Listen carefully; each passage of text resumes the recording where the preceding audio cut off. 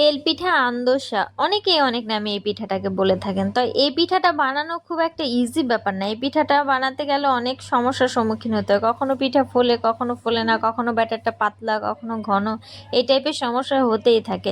তো আজকে আমি কিছু টিপস অ্যান্ড ট্রিক্স দিব, যেগুলো ফলো করে এই পিঠাটা বানালে দেখবেন মাশাল্লাহ পিঠা তো ফুলবে, একদম পারফেক্টলি ফুলবে, প্রত্যেকটা পিঠা ফুলবে, কোনো মিস নাই। প্রথমত হালকা গরম পানি দিয়ে আতপ চালটাকে বেশ অনেকটা সময় নিয়ে ভিজিয়ে রাখবেন।